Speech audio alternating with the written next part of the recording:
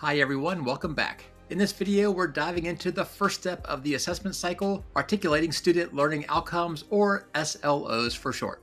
Basically, we're addressing the question, what should students know, think, or do as a function of the programs they complete? I'll show you what makes a good SLO, what makes a bad one, and walk through a few examples, including some fun ones from our favorite pretend program, the BA in Comic Book Collectibles. But before we jump into writing SLOs, let me make a quick argument for why they matter. Do you remember back in your old writing class in college, or maybe even high school or middle school, and the instructor or the teacher talked about the thesis statement? It told the reader what the paper was about, gave it focus, direction, and scope. Now, imagine a paper without a thesis statement. You're halfway through reading the thing and you're like, what is the point? SLOs are like thesis statements for assessment. They set the foundation. They let instructors and students know what should be learned from a program. And once that's clear, the rest of the assessment process becomes a lot more straightforward. Let's go back to our favorite hypothetical program. We'll start off with a terrible SLO and give it a series of makeovers. Here it is. Faculty will teach comic books. Ooh, problem number one. This is what faculty will do, not what students should learn. Technically, this isn't even a student learning outcome. Here's the next iteration. Students will understand comic books. A little bit better. At least this one is framed in terms of what students will know, think, or do, so it is student-centered. But there's much left to be desired. Did you notice that word understand? My buddy calls it a weasel word because it looks good, but is actually hollow inside. It could represent a million things. Analyze, summarize, describe, memorize, who knows? We, you and I, need a more precise verb. Students should identify comic books. We're getting a bit better each time. Identify is much more specific than understand.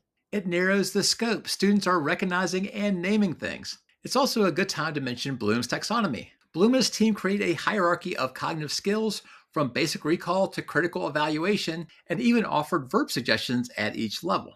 In this case, identify falls under the knowledge level of Bloom's cognitive domain.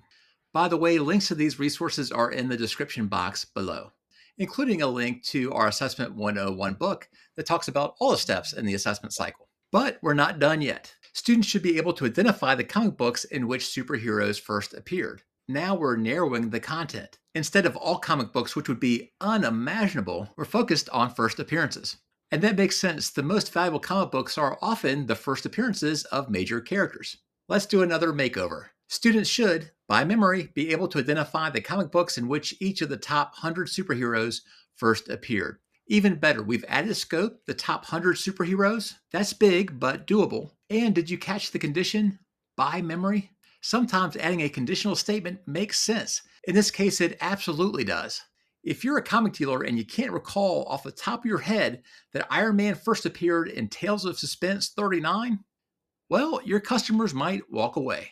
Here's the SLO in its final form. Students graduating from the Comic Book Collectibles BA program should, by memory, be able to identify the comic books in which each of the top 100 superheroes first appeared.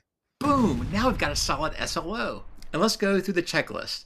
It's student-focused, it has a clear actionable verb, we have specific content, we have scope and audience defined, and a relevant condition. That's the kind of outcome that can drive a curriculum and guide assessment.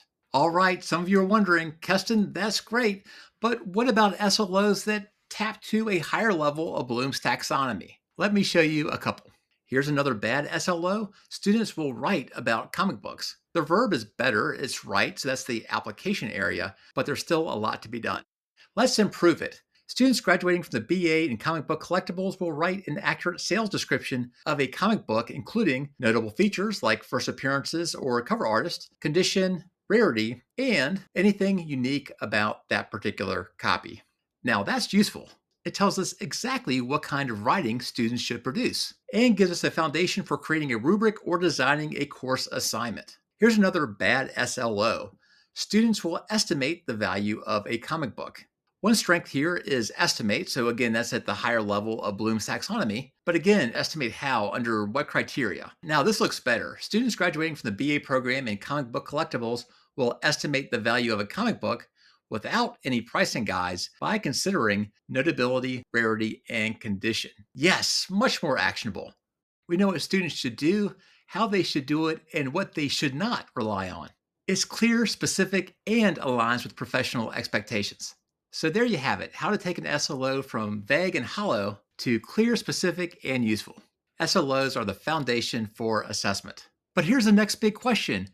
Where in the curriculum are students supposed to get these knowledge and skills suggested by the SLO? Well, if you want to find out the answer, check out this video on curriculum mapping.